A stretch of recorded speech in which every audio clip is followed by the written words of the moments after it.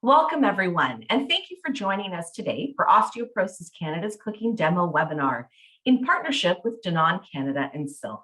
Before we begin today's webinar, Osteoporosis Canada acknowledges the land that our offices located in Toronto are on is the traditional territory of many nations, including the Mississaugas of the Credit, the Anishinaabe, the Chippewa, the Haudenosaunee, and the Wendat peoples, and is now home to many diverse First Nations, Inuit, and Métis. We also acknowledge that Toronto is covered by Treaty 13 with the Mississaugas of the Credit. My name is Tracie Napoli, Director of Fund Development and MARCOM at Osteoporosis Canada, and I will be your cooking demo host today. Welcome to everyone who registered and is watching via Zoom, and to those watching the live stream on Osteoporosis Canada's Facebook page. Again, we want to thank our partners Danone and Silk for helping make this webinar possible today. This webinar will provide general information about cooking and food knowledge. It is not intended as individualized health and nutrition advice. If you have questions about nutrition, please consult a physician or registered dietitian. Now, if you have questions during the webinar, and if you are watching in Zoom, you can just simply enter the questions by clicking the Q&A button at the bottom, or you can also put them in the chat. If you're watching via Facebook Live, you can enter your question in the comments section. We will do our best to answer as many questions as we can during the webinar within the time available. Nutrition is a key component for strong and healthy bones, and Osteoporosis Canada is working to provide strategies, new ideas, and recipes needed to keep bones strong and healthy. Calcium, vitamin D, and protein are essential nutrients for proper bone health. For those that choose a plant-based diet, there can be a lot to learn about the types of foods that you need to consume to ensure you get the nutrients needed for bone health. And in this recipe, we are using Silk Protein Unsweetened Original Almond and Cashew Beverage, which is a source of both calcium and protein. It's delicious on its own, but can also be used in recipes like this one. Now be sure to look at the labels to find out the nutrient information to ensure you are getting the amount of nutrients needed daily. You can find today's featured recipe by visiting osteoporosis.ca/recipes.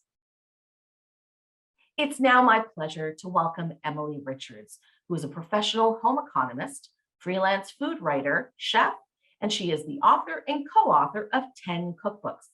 Emily also writes and develops recipes for print and online publications that include everyday cooking and healthy eating. And she can be found on TV, radio, and webcasts just like this one. Please welcome Emily. Awesome. Thanks, Tracie. Thank you, everyone, for joining me. Happy 2022. It is our first jump into the new year, and I'm happy to be here with Osteoporosis Canada and making lasagna, one of my favorite things to make. And this one has a twist for all our plant-based friends that you may have in your family. You may want to explore. You may just want to change things up for the week. And this recipe has a Tuscan bean twist. So for those of you that have been to Tuscany and enjoyed Tuscan bean soup, you know that combination of bean and kale is so wonderful. And here I've taken a play on it and put it into lasagna. And if you take a look at my counter here, you also see all the wonderful color. It might be a little bit gray outside, so we're bringing color into the kitchen with what we're going to be making today. Now, if you hear some barking, I'm still at home in my own kitchen, and I have Lincoln, that's who's barking right now, that just doesn't like people walking by. So it is the real thing here. We're happening live, and he will quieten down. So we are going to start with kind of just talking about all of our ingredients for the lasagna. And what that means is, and I do this with every recipe that has kind of more than one component. So in our case, we have the beans and the vegetable mixture, we have the sauce, and we have the pasta. So we're going to work through those components together so that it will be nice and easy. I know sometimes you think, oh, lasagna, it's going to be like forever. It won't take forever, I promise you. There are many lasagnas that can take a long time, but we definitely want to enjoy this within, let's say, a couple of hours, because it does have to bake for an hour. So what I'm going to do is kind of talk about the ingredients as I'm going along. And then if you have any questions, as Tracie said, please feel free to ask.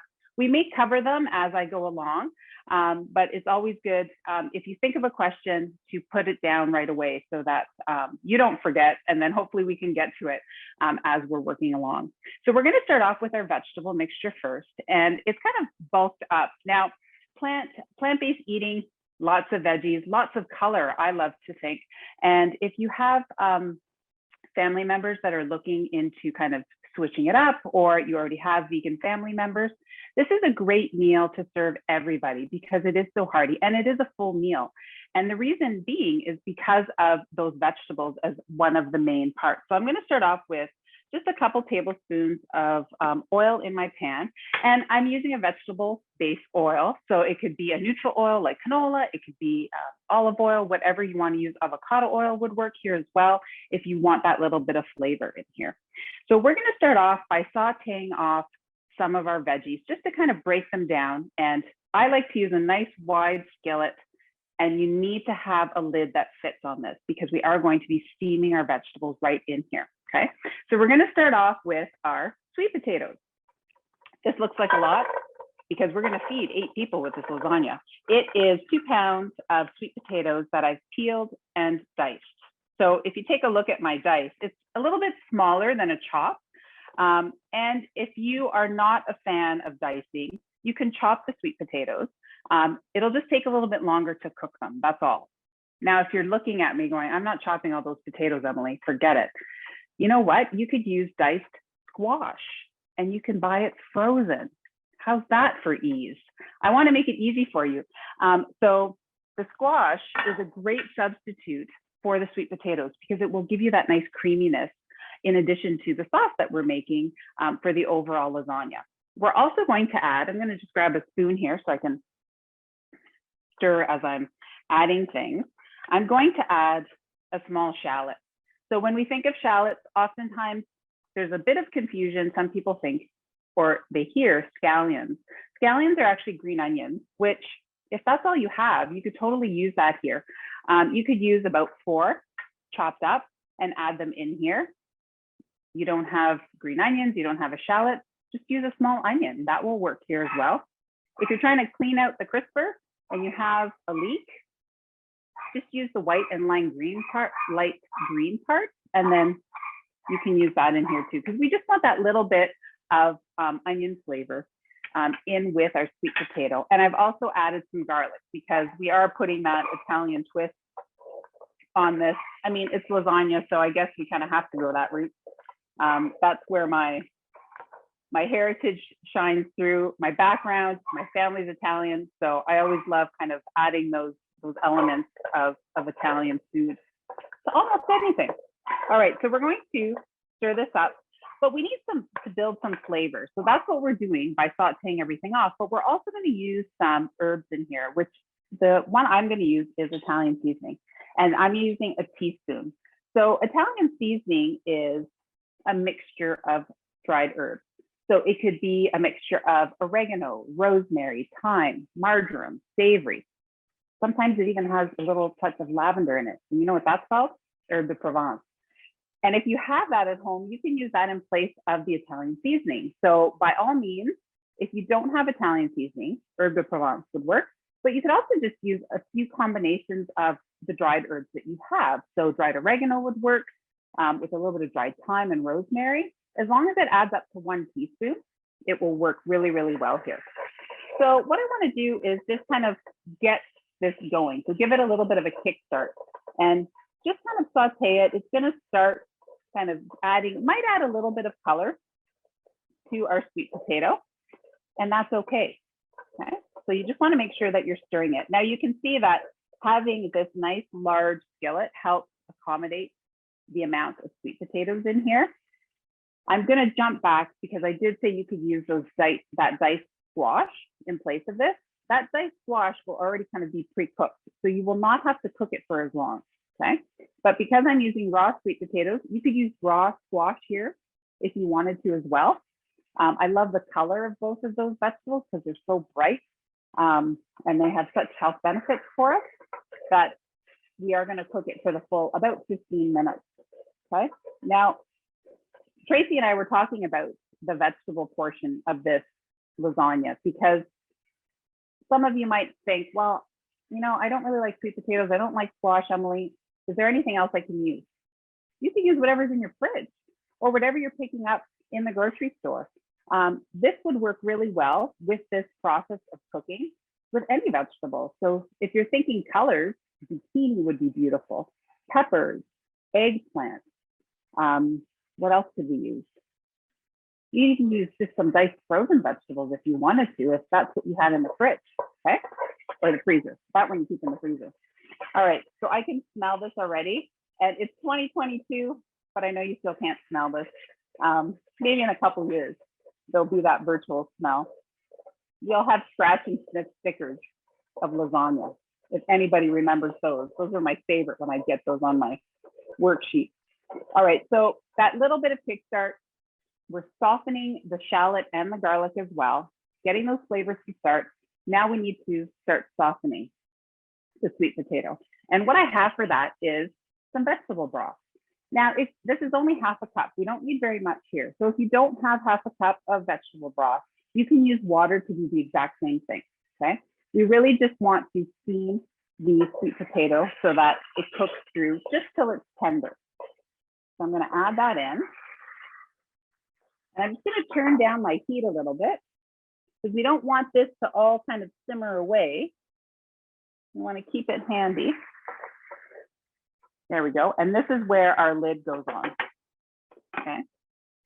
So this is where we're going to steam through the sweet potatoes. And you don't want to get rid of that spoon yet because you want to continue to stir it occasionally because we want to make sure that it cooks nice and evenly.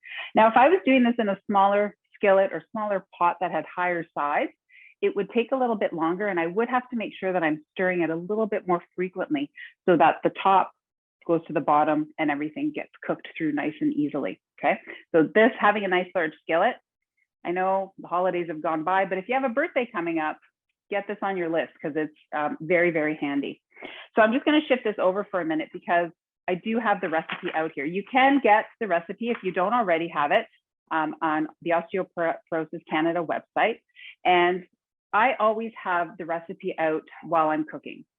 Two things. I needed it to chop everything and get everything ready. So I haven't included that portion here because so that we could have the opportunity to chat and go through the entire recipe. However, if you do have any questions about chopping or anything like that, substitutions, again, please just feel free to ask. So I always like to have the recipe handy so that I can make sure that all my mise en place is out. And all that means is that I have everything out in front of me. Now, you don't always have to put everything in separate bowls like I have, but you can group things together, much like we're grouping the vegetable portion together and then the sauce that we're going to be working on. I've kind of grouped everything together. So here, you can notice I have all my vegetables on this side, and then on this side, I have all the sauce ingredients, okay? So as this is cooking, I want to talk about the whole kind of Tuscan bean. I mentioned it and where the influence of the flavor came through. And that really is the combination of the kale and the white beans that we're going to be adding to this mixture. So not only does it add lots of color and lots of nutrients, it also adds one of the big things that we are looking for when we are talking about osteoporosis, along with calcium, is protein. So plant-based protein, what we're using is actually two things we're using. We're using our beans, we're using a white bean, and that will also give us a really nice texture, but we're also using our plant-based beverage to create the sauce, and that's what's gonna give us that additional creaminess, okay? So as I'm stirring, I'm gonna pause for a minute. I feel like I've talked way too long already, Tracie. Are there any questions so far? Well, first off, great job. Hi, everyone. So I'm going to answer a couple of questions because I'm seeing comments on this, on a couple of items. So I did put the link to the recipe in the chat, so you can easily access it there. I've also put it, if you're watching on Facebook, I put it in the comments section. It is on the website. You can just type in osteoporosis.ca/recipes. The other part, just to confirm, so this is a plant-based recipe, it is a vegan recipe, because some people are asking questions about the sauce, which we will be getting to. But let's talk about the vegetables and we want to dissect a bit all the ingredients. So this is plant-based. The goal of this recipe is to provide people with the option of having a plant-based meal, but that has calcium and protein. So you have to work a little bit to make sure that you're choosing those ingredients. And if you are going to substitute, that you make the choice to also, if you can, if at all possible, to come up with another item that has similar amounts of calcium and protein. So the kale has calcium in it. So let's say you can't get kale or you don't like kale, that's fine. You want to, not everyone does, you want to find an item that you can substitute the kale for. Now, for calcium, so a lot of people think spinach and things like Swiss chard, it does, but it doesn't bind. It's actually not a source of calcium. It has other great nutrients. So if you can make sure you get your calcium through some other ingredients to keep that 300 milligrams, that's great. So Emily, in terms of other options, what do you think would be a good substitute?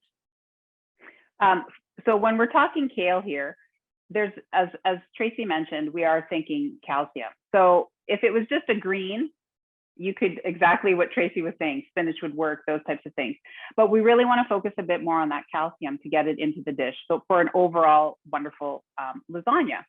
So Tracie and I chatted about this the other day, and her and I both love rapini. We can't live without it. And that's one thing that also has calcium. Now, I would love to add it in here, and I would be okay with it, but not everybody enjoys that flavor because it does have that little bitterness behind it.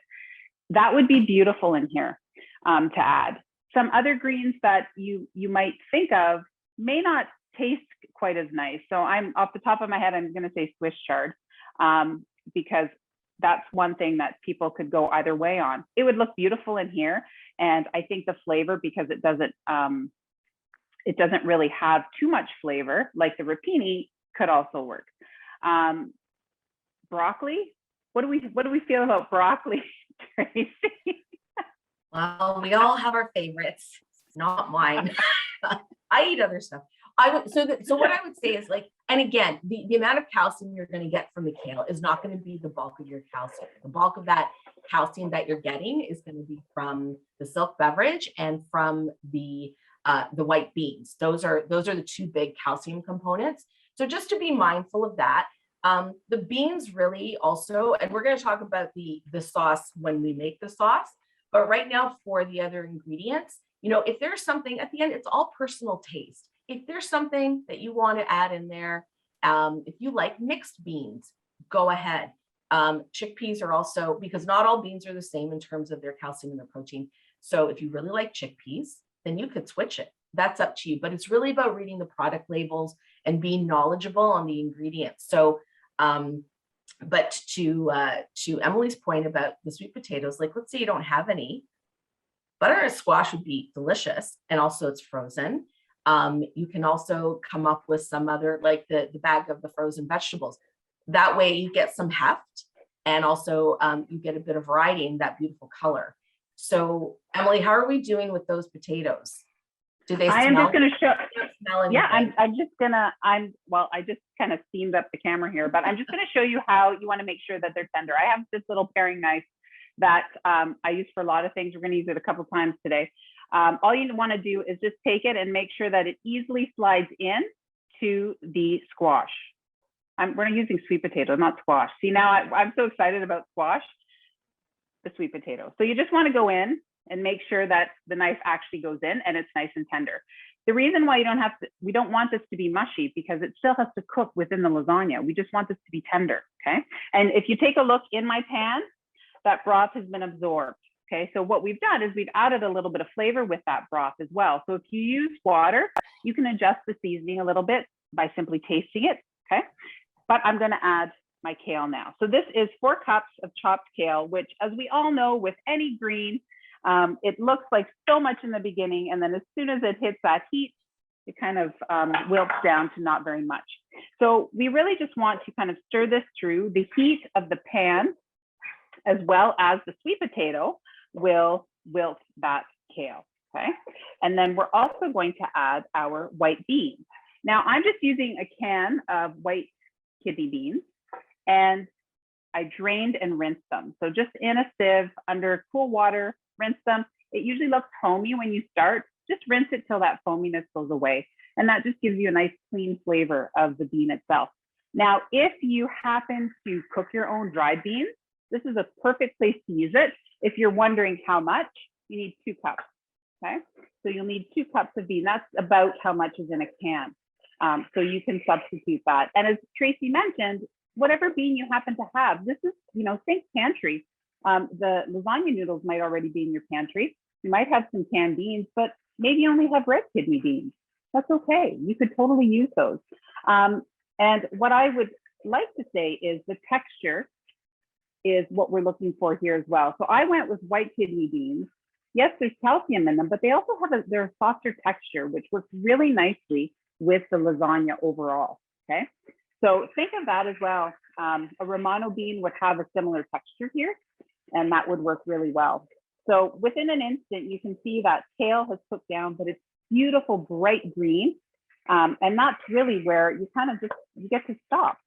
The only thing I'm going to add to this is a little bit of salt. So I'm just going to add some salt to season it, okay? And if you wanted to, again, if you're using the water instead of the broth, you can check the seasoning and add a little less or more salt as you need, okay? There, and that is our veggie mixture, okay? And I will set that just right out in front here to cool, okay? So that's the first step. Now, if you wanted to stop at this point, you totally could, because you have a beautiful side dish ready to go.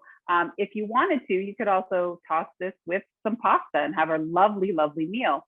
And you could use a vegan parm on top, which would be absolutely delicious.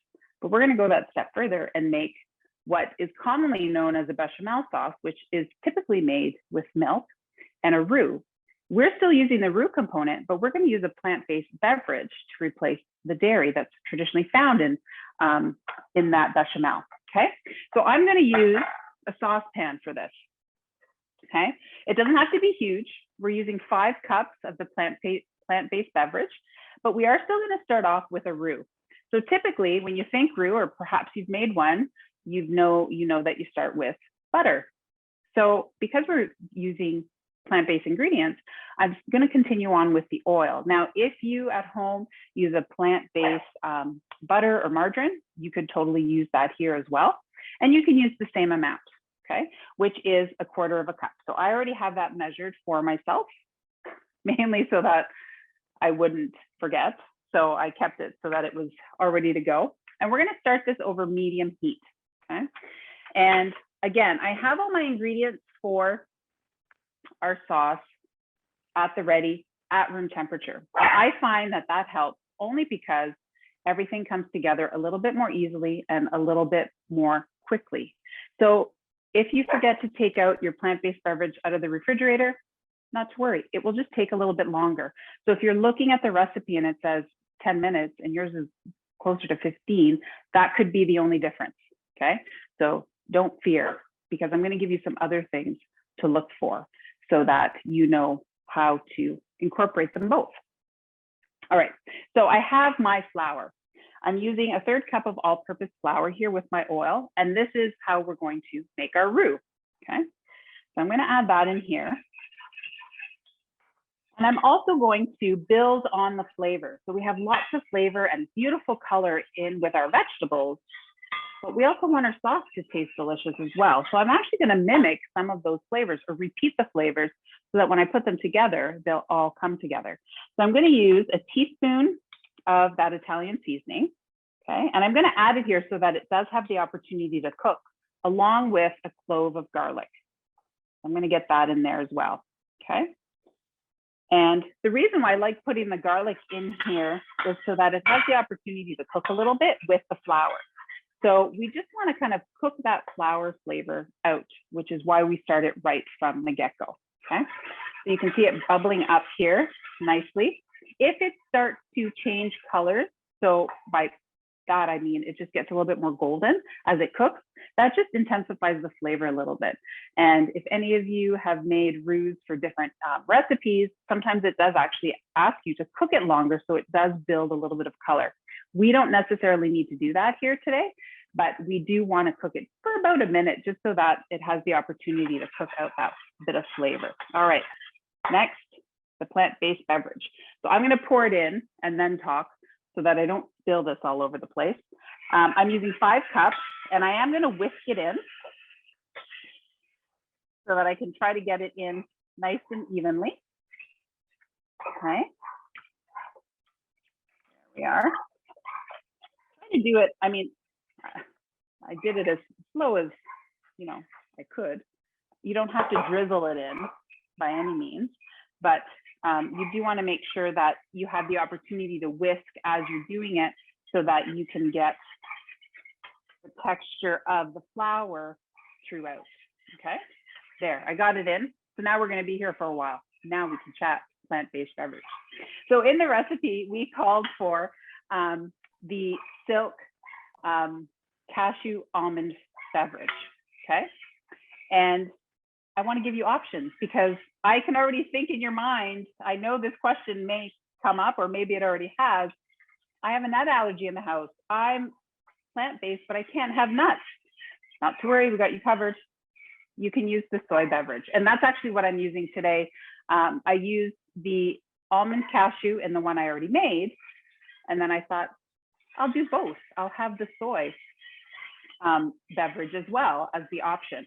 And the reason why I have both of these out here is because if you take a look at the label, it says it's got 8 grams of protein and it's high in calcium. Okay, so this is what we're looking for again, because we're cooking for osteoporosis. We definitely want those 2 components in our plant-based recipes, and that's why we're using it. Now, if you're new to using plant-based beverages in something like this, it works really, really easily. So if you're already kind of using dairy, you can switch over in most cases and use a plant-based beverage. Now, I love the flavor of both of these and use them kind of interchangeably when I need to. And in this case, we have all this other flavor coming through that it's going to all come together. And this texture of this sauce, it's not going to be a really, really thick sauce because we don't want that. We want it to be nice and creamy. Okay, so that's why I want you to kind of take a look at your sauce as you're cooking it. So I've given you an estimate of time in the recipe at about 10 minutes. And if you think, oh, this is going to be 10 minutes, it's going to take forever. Sometimes it won't take forever. Again, it's going to depend on the pot that you use, the heat that you have, okay, and what plant-based beverage you're using, okay? Now, I'm sure we have lots of other questions, Tracie, about plant-based beverages, or maybe some other information that we want to share. Okay, perfect.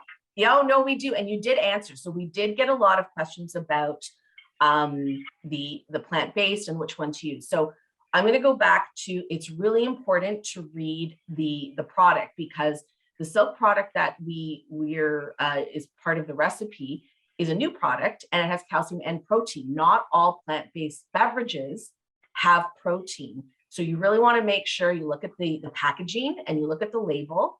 And then the other thing is, I don't know if anyone else is experiencing this, but we're all kind of running into some supply issues with finding the products. Yes, we did. That's why we have a few different options today, because of a variety of factors across the country. Some products are not making it onto the shelf. So again, we want to make sure that you can use other items that you can find. So the soy beverage does have the protein and the calcium. So really just do your best to read the product packaging and the product labels. Now, the other item you may want to do is, there's the variety of flavors that come with plant-based. So you want to be sure.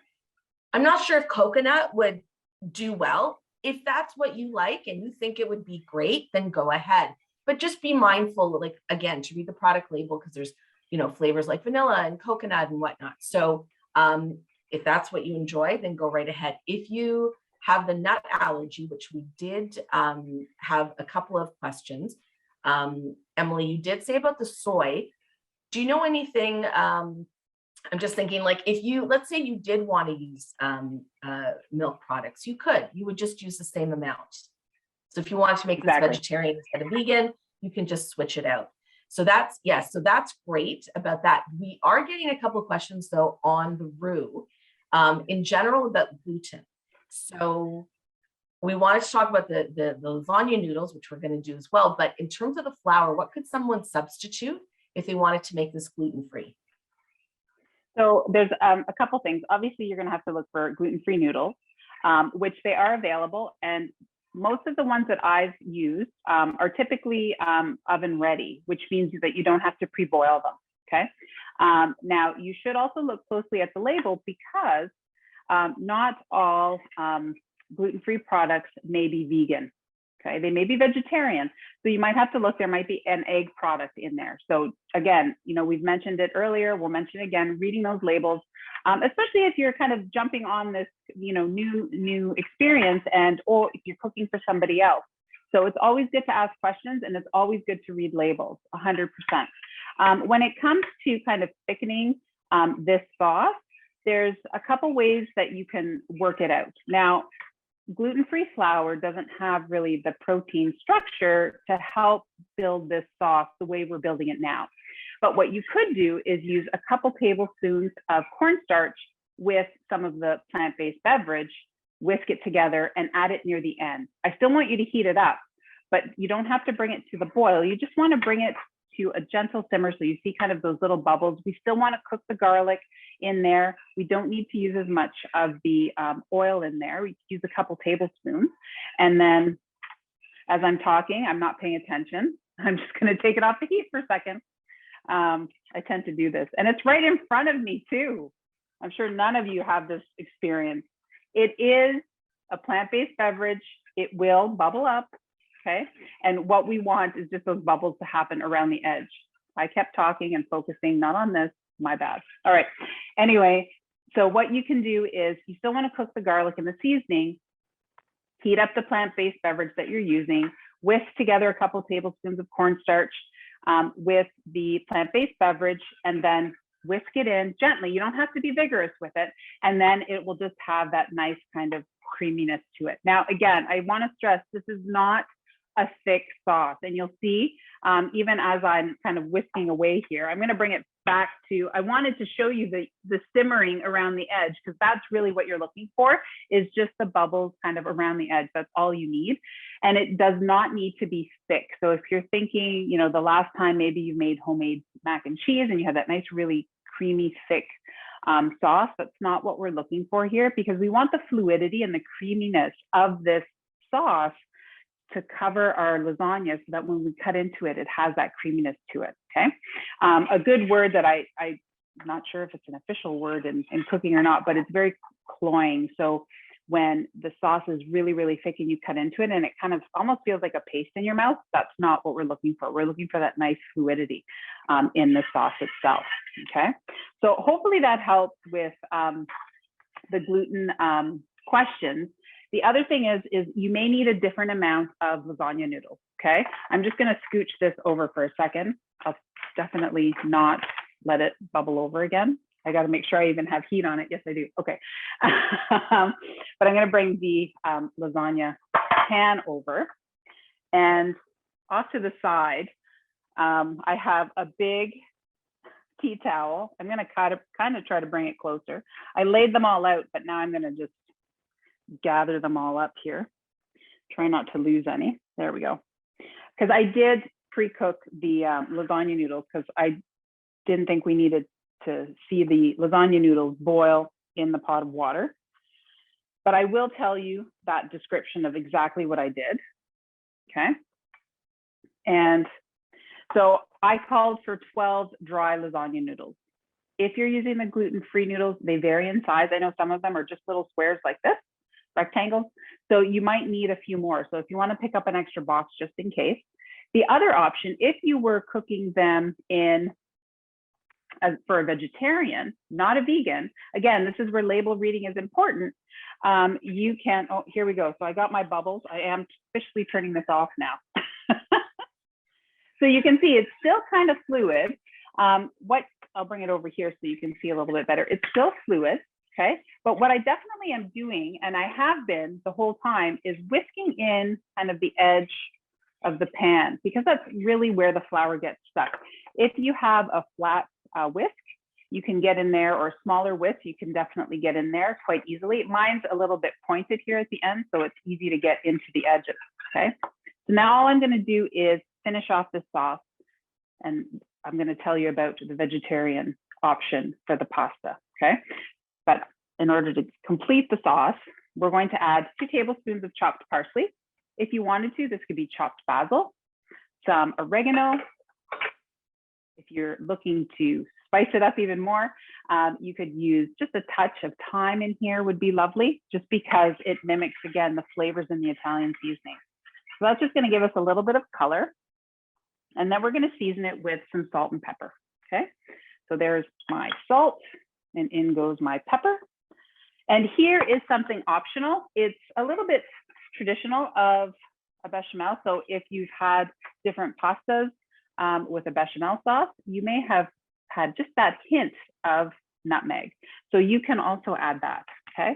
And I prefer doing it with just some fresh nutmeg, because I find it a little bit more delicate. If you have pre-ground nutmeg, just use a little pinch of it, because it does tend to give off a little bit of heat as well.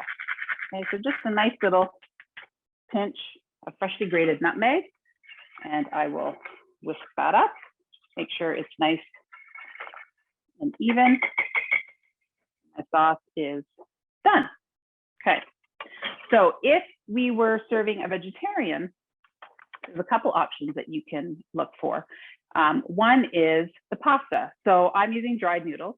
Most dried noodles are flour-based, and they don't have any eggs in them. Your option is to use fresh pasta, which typically can have eggs in it. So again, reading those labels and ingredient lists to find out what is in the product that you're purchasing.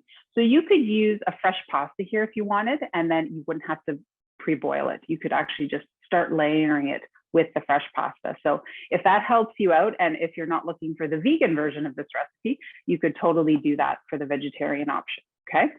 So I have a plain old 13x9 glass baking dish, and I have it on a baking sheet. This is something that I learned a long time ago. I do it anytime I make any kind of lasagna. Lasagna puffs up. It just does. The noodles do. Sometimes, again, if you were making a vegetarian lasagna, had eggs in there, they kind of lift it up a little bit. So I always put a baking sheet just underneath to accommodate any spillage. So I'm telling you this in the recipe so that you don't have that lovely aroma that comes out of the oven when, you know, those few little drips come down. So what I'm going to do is get that ready, and then I'm just going to coat it with a little bit of cooking spray. Okay, you could just drizzle it with some oil, same oil that you were cooking with before. And then we're going to just start layering our pasta. So these are the lasagna sheets that I cooked. These are not oven ready, so they do need to be boiled. I did test the recipe with oven ready noodles, and I didn't really like the texture so much, but if you don't want to boil them, you can actually make the recipe with oven ready noodles, okay? Which means no boiling, okay? So we're gonna start off with, I did this wrong already. See, I don't have the recipe in front of me, but I caught myself, Tracie. This is real cooking, Emily. It's all good. This is real cooking. So I'm gonna ladle, I'm just gonna put a couple ladlefuls of the sauce on the bottom. There we are. Okay, now I can put 3 lasagna noodles down, okay?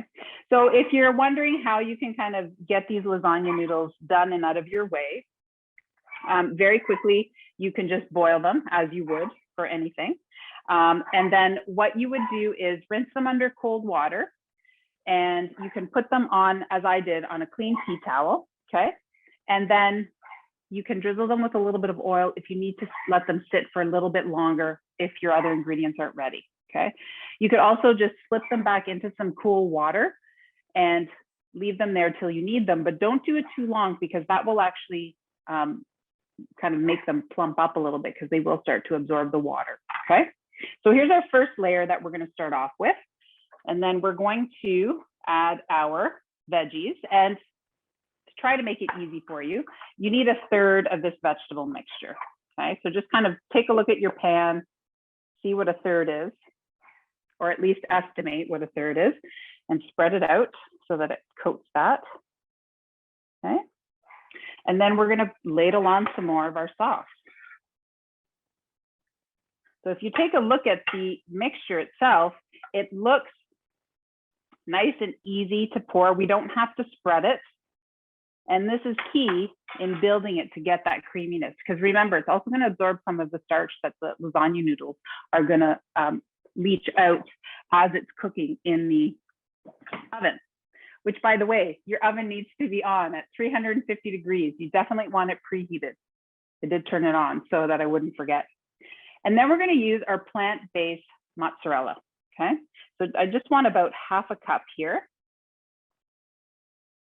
And we're gonna repeat the layers. So we're going to have another 3 layers go on top.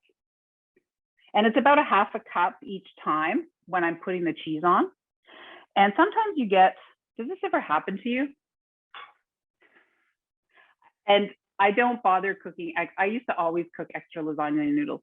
I don't bother anymore because all you have to do is make sure that this goes in the middle and no one's gonna see it, trust me. And look, it's like a whole new lasagna noodle. It's all fixed and ready to go. And then we're gonna put another 1/3 of our veggies on.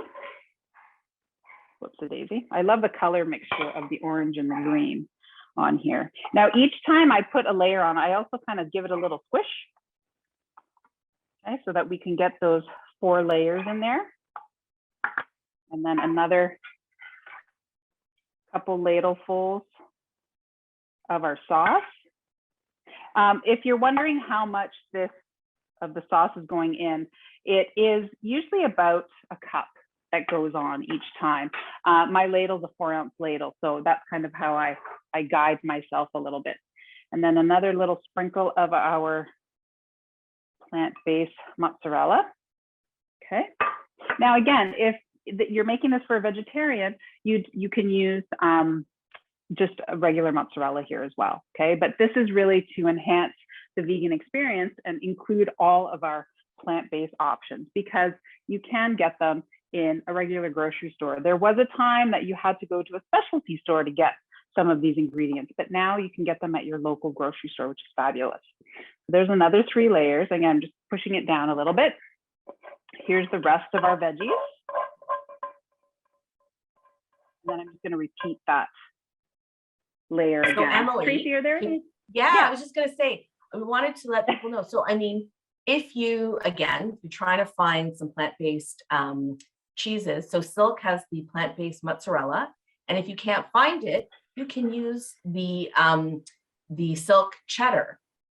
Couldn't you, Emily? Yes, you totally could. And the flavor of the cheddar would enhance the lasagna as well. So when we think of mozzarella, you know, plant-based cheeses, the mozzarella, just like its counterparts in the dairy world, it's a very mild, doesn't have a lot of flavor, but cheddar does. So here, if you want to kind of give it a little lift, you definitely could use the Silk cheddar shreds instead. That would totally be fine.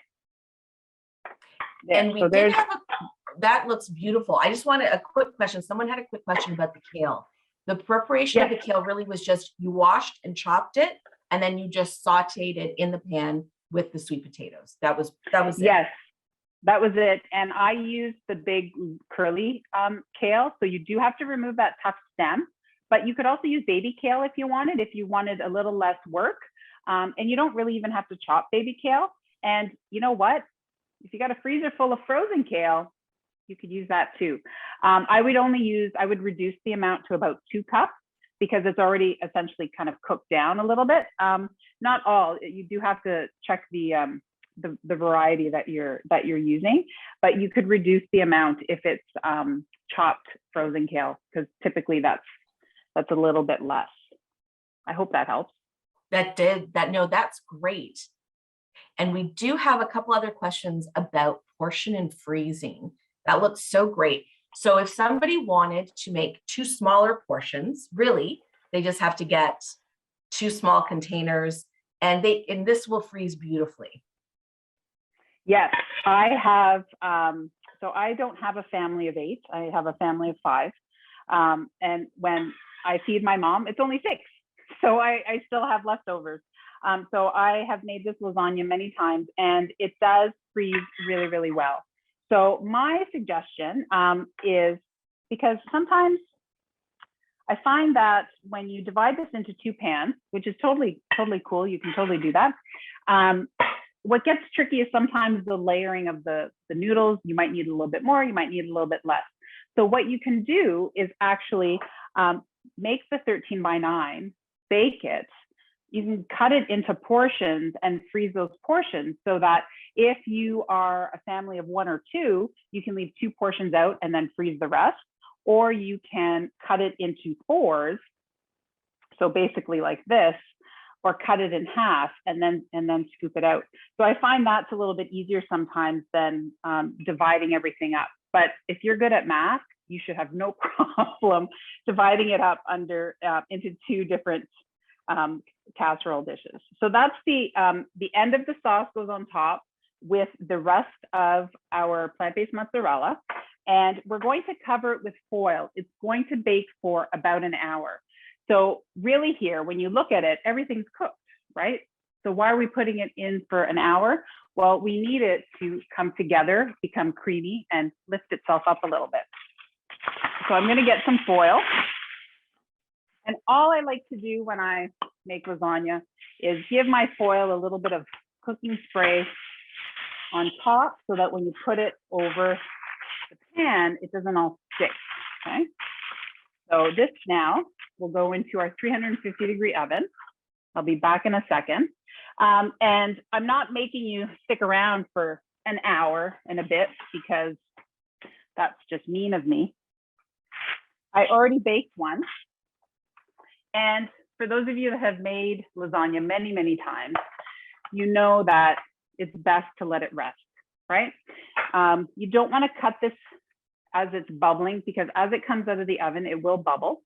So it bakes covered for about an hour. And then you're going to take that paring knife, remember that paring knife I used earlier? And you're going to go into the center, pull it out, and see it's still hot. And make sure that that tip is hot, so that you know that everything is cooked through. Then you're going to take the foil off and then just leave it in the oven for about 10 minutes. And that will just kind of give you a little bit of those crusty edges that we love about lasagna. Now, if you want to have a more golden look to this lasagna, you can broil it for a little bit, but do be careful, because if you broil things, you do have to pay attention, and it will give you a little bit more of that burnished golden brown that you would see on a lasagna. I'm going to cut some. Do we have any other questions though? As I'm cutting here, Tracie? You know what? I think you've pretty much answered all of them. I think we would like to see that shot of you cutting through it. And then Emily always does the hard job of tasting everything she makes for us, because no one else can right now. If you do make this recipe, we want to know, anytime we have so many different recipes on the website, please let us know your feedback on that. And somebody just asked how long they missed it, how long should the lasagna rest for? What do you think? So this one's been sitting for just over 30 minutes, and it's still hot. So really anywhere after kind of the 15-20 minute mark, you can start cutting into it. The earlier you cut into it, the more kind of juiciness comes out. So you could even let this sit for an hour, to be honest with you, and then come back with it. Come back to it, and if it needs to be warmed up a bit, you could pop it back in the oven for a little bit just to heat through. And for the freezing, on the opposite side of that, make sure it's cooled completely before you cut it, and then it goes into the freezer. You don't want to put this in warm, because the texture of everything will change, okay? So hopefully that helps. All right, so there I cut. So here's 4, and this is a full meal. We have our veggies in here, we have some grains in here, we have protein, we have everything that we could, ask for. Maybe if you wanted to add like a green salad would be fabulous here. Just to kind of finish it off, I need something to lift it out, and hopefully I have something handy that I can lift it out with. There we go. And I need a plate. So Emily, while you're getting the plate, somebody asked if they could freeze it uncooked.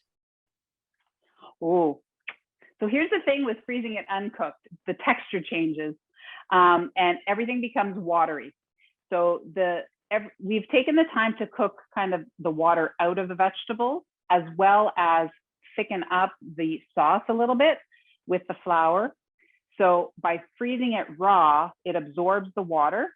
And then when you go to heat it, it kind of needs longer to cook, but the texture of everything changes. And sometimes that sauce will separate.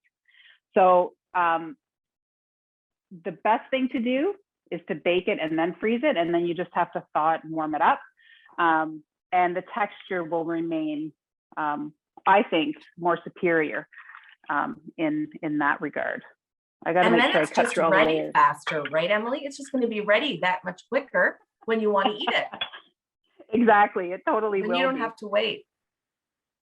All right, there we go. I'm just going to let it slide off there. Okay. And sometimes you know, just like every other lasagna, you leave a little bit behind, so you go ahead and grab it just like that. Okay. But you can see, I don't know if you can tell just by seeing it on the plate here, it looks like the sauce, you know, isn't enough, or it's not thick enough, but it really needs that time to cook with the pasta, the beans, the starch of the sweet potato, and it creates that creaminess. That's kind of what keeps you coming back for more when it comes to the lasagna. And the enhancements are that little bit of cheese, we have the color from the kale, but overall, nutritionally, it's the amount of calcium that's in here that blows your mind. And then the fact that we're getting some plant-based protein, which is fabulous as well. I need a fork now, Tracie. Okay, you go eat. I'm going to actually do the winner of the apron. And I just have to say, Emily, we're getting so many comments. People are so excited to try this. So please let us know if you do. Take a photo and tag us on social. So our winner of our apron, our unbreakable apron, is, let me just get Heather Love from Yellowknife. So Heather, congratulations from Yellow. I know, right? Congratulations. I'm going to email you after we're done to get your coordinates, and happy cooking, especially if you make this recipe. And let's just ask Emily while she tastes this delicious lasagna. How is it, Emily? Looks like it's always good when you have to go back for more. Isn't that a good sign? Absolutely. Absolutely. I do want to point out, because I know there's a lot of people that love oven ready noodles. Hands down, the convenience is there. And I've made it both ways. And I still will prefer the cooked noodles every time because of the texture. You can, as you saw me with my fork, I was able to kind of break through the noodle easily. So you're going to love it with oven ready noodles, but give it a chance and boil your noodles, because trust me on this one, you're going to love it even more. Wonderful. Well, thank you so much. All right. So we want to just let you know. So if you're looking to find out what kind of food specifically have calcium, you can visit the Osteoporosis Canada website, and you can calculate your calcium using our calcium calculator. We have lots of other resources on bone health and osteoporosis. We have a podcast, Unbreakable, the OC podcast. We have the Know Your Risk quiz, and this is being recorded. So it will be available on the OC Replay webpage, just like all our other webinars. So feel free to get online. Give us about 24 to 48 hours before you find today's webinar. And want to share with you, if you don't know, we also, so today's webinar is a cooking demo. We also do a cook-along program. So this is, we've done it in Manitoba. We're doing it in Ontario right now. So February 8th, we have a cooking demo, and it's for specific areas because Longo's delivered by Grocery Gateway will deliver the ingredients to you. So we're doing a Tobacco Mississauga for an arugula and roasted red pepper meatball pasta. In March, we are going to be doing a spinach ricotta gnocchi, and also a shakshuka recipe we're using legumes again and eggs, which is great. So you can get online, you can register, Now, if you're not in the areas, you can also register just to watch, just like you did for today. So visit our website, osteoporosis.ca/cookalong.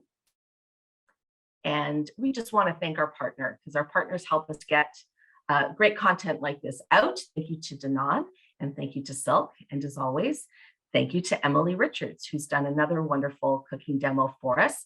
To stay in the know and to get this information directly to your inbox, you can get on our website and just go to the top right-hand corner, click subscribe to get our national newsletter, and you will get all details about all kinds of webinars on lots of other topics as well directly to your inbox.